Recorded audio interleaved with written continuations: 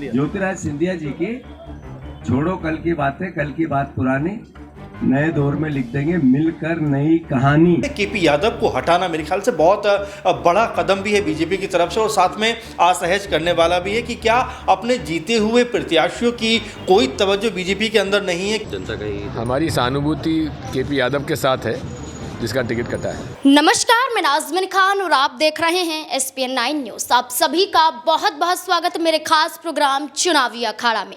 Bharatiya Janata party ने लोकसभा चुनाव को देखते हुए हर राज्यों में अपने उम्मीदवारों को उतार दिया है। लगभग लोकसभा की पहली लिस्ट की बात करें 195 उम्मीदवारों को मैदान में भारतीय जनता पार्टी ने उतारा है। अगर एक राज्य की बात करें तो मध्य प्रदेश में भारतीय जनता पार्टी ने 24 उम्मीदवारों की लिस्ट जारी की है। लोकसभा सीटों की बात करें तो मध्य प्रदेश में 29 लोकसभा सीटें हैं, 24 प्रत्याशियों को उतारा है। लेकिन सबसे ज्यादा चर्चा में एक सीट यहां पर देखी जा रही है और वो सीट है गुना सीट। दरअसल इसकी चर्चा इसलिए हो रही है क्योंकि भारतीय जनता पार्टी के सांसद केपी यादव 2019 में यहां पर चुनाव जीतते हुए नजर आए थे। बहुमत के साथ उन्होंने कांग्रेस के नेता ज्योतिरादित्य सिंधिया को हराया था, जो अब भारतीय जनता पार्टी में आ गए हैं और केंद्रीय मंत्री बन गए हैं।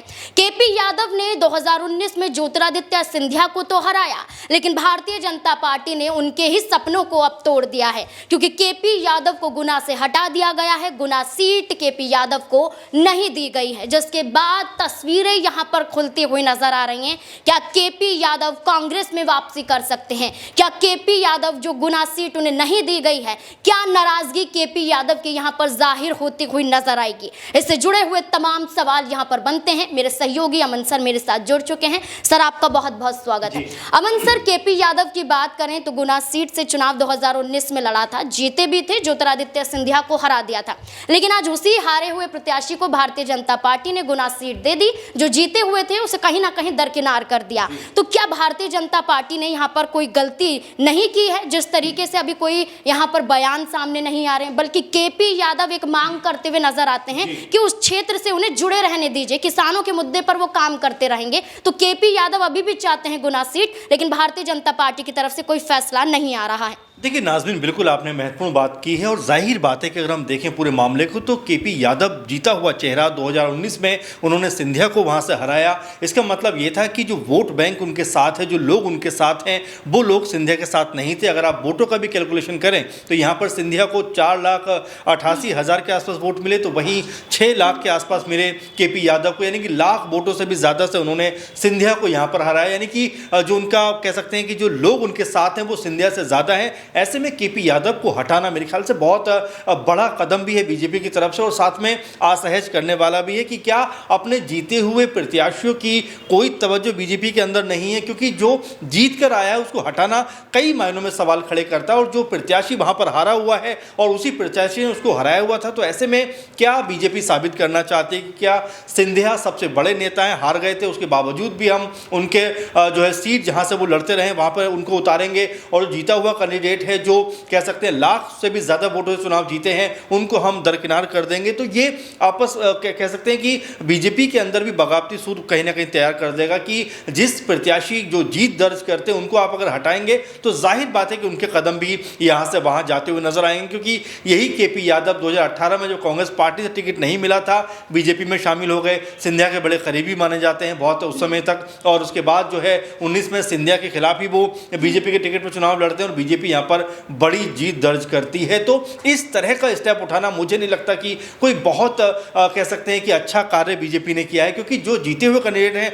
अगर इस तरह से उनको हटाएंगे, इस तरह से उनकी जो सीट से उनको जो बेदखल करेंगे, तो जाहिर बात है कि ये अपने आप में बहुत ज़्यादा असहज करता है। आपको एक और छोटा सा बात बताता हूँ कि जब इसी क्षेत्र में एक कह सकते हैं उद्घाटन का मौका था और वहाँ पर सिंधिया को ये उद्घाटन करना था, लेकिन केपी यादव पहुँच जाते हैं और उद्घाटन कर देते हैं। यानी कि उनको जो लगाव इस क्षेत्र से वो ये चाहते हैं कि जो मैंने काम किया है उसका हिस्सा मुझे मिलना चाहिए। तो अब आप साफ देख सकते हैं कि आपस का जो माहौल है बीजेपी के अंदर वो बिगड़ता हुआ नजर आएगा, न सिर्फ मध्य प्रदेश में बल्कि कई ऐसी सीटें जहाँ पर लगातार जो बगावती सुर हैं वो दिखाई देते हुए नजर आते हैं। तो ऐसे में क्या बीजेपी वाकई अपने जो बागी सुर दिखा रहे थे उनको संभाल पाएगी और केपी यादव अब क्या बीजेपी में ही रहेंगे या उनकी भी जो बगावत है, जो कह सकते हैं कि तेवर है, वो यहाँ से अब तल्ख होते हुए नजर आएंगे? क्योंकि हालांकि वो भी खामोश हैं, लेकिन ये खामोशी एक तूफान के रूप में सामने नहीं आई, क्योंकि लगातार कांग्रेस पार्टी कह सकते हैं डोरे डालने का प्रयास कर रही है। तो अभी से कहा जा सकता है कि केपी यादव की कांग्रेस पार्टी में वापसी क्या दोबारा बीजेपी ने खुद तय करवा दी है?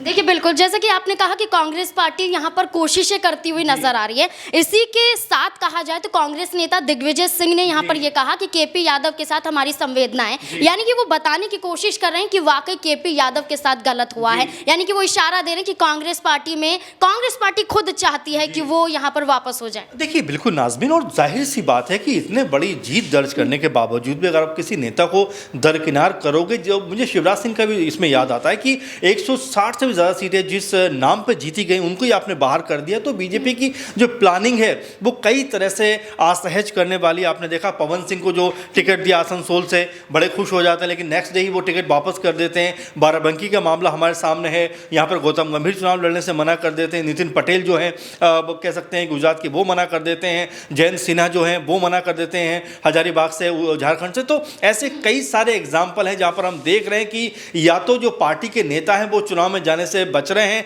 या लड़ना नहीं चाहते, क्योंकि वो जो काम करना चाहते थे क्या उनको काम नहीं करने दिया गया। गौतम गंभीर ने जैसी बात कही। इसके अलावा हम देखें कि जो चाहते हैं कि भाई हम यहाँ से चुनाव लड़ेंगे क्योंकि हमने एक बड़ी जीत यहाँ पे दर्ज की थी, हमने यहाँ पे काम भी किया, उनको बीजेपी ज़बरदस्ती हटा रही है। तो ऐसे में न सिर्फ हम केपी यादव की बात कर सकते हैं, बल्कि राजस्थान के जो सांसद हैं बीजेपी के राहुल कसवान, वो भी लगातार बागी सुर दिखा रहे हैं। वो ये बात कहते हुए दिखाई पड़ रहे हैं कि उनका टिकट काट दिया गया है कि भाई मुझसे क्या गलती हुई, मुझे तो बताइए, क्या मैं ईमानदार नहीं था, कर्मठ नहीं था, मैंने क्षेत्र के अंदर काम नहीं किया। तो यहाँ पर बीजेपी भी अब फंसती हुई दिखाई पड़ रही है, क्योंकि जो माना जा रहा है, क्योंकि अब तक 195 की आई थिंक लिस्ट आई है, अब जो सेकंड लिस्ट आने वाली है उसमें भी बहुत सारे नाम नाज़मीन कटने वाले हैं। इसमें ब्रजभूषण का नाम सामने आ रहा है, मेनका गांधी का नाम भी सामने आ रहा है, वरुण गांधी का नाम भी इसमें निकल के आ रहा है। तो ऐसे में मुझे ऐसा लग रहा है कि अगर बीजेपी इस तरह के ताबड़तोड़ फैसले करेगी तो कहीं उनके ऊपर ही भारी ना पड़ जाए। क्योंकि आपने देखा कि रमेश बिदुड़ी जब अनाप शनाप बयानबाजी करते हैं तो बीजेपी के तमाम जो नेता हैं बाहर आकर उनको डिफेंड करते हुए नजर आते हैं। आपने देखा प्रज्ञा ठाकुर जब बयानबाजी करती हैं तब भी बहुत सारे बीजेपी के नेता आते हैं, लेकिन जब लिस्ट फाइनल होने की बारी आई तब पीएम मोदी ने बख्शा नहीं, क्योंकि प्रज्ञा ठाकुर ने यही बात कही है कि हो सकता है मोदी जी को मेरे शब्द पसंद नहीं आए। तो यहाँ पर जो बगावत भरे सुर हैं वो नजर आ रहे हैं, और अगर आने वाले दिनों में भी लिस्ट से कुछ बड़े नाम गायब रहे तो आप ये मानकर चलिए कि यहाँ पर एक बड़ी बगावत बीजेपी के अंदर भी होती हुई दिखाई पड़ेगी। कल टिकटों का बीजेपी ने ऐलान किया है, कई मध्य प्रदेश में तकरीबन 24 सीटों पर नामों का ऐलान किया।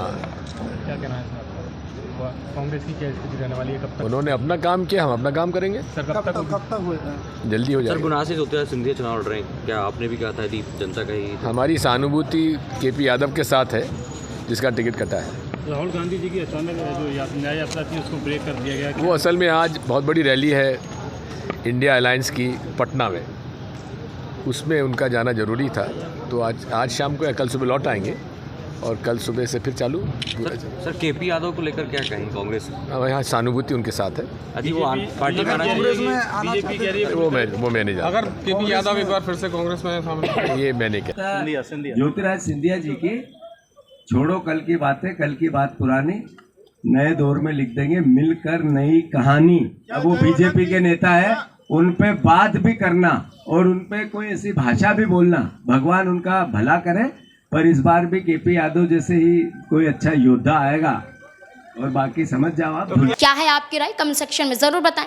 देखते रहे SPN9 न्यूज़। धन्यवाद।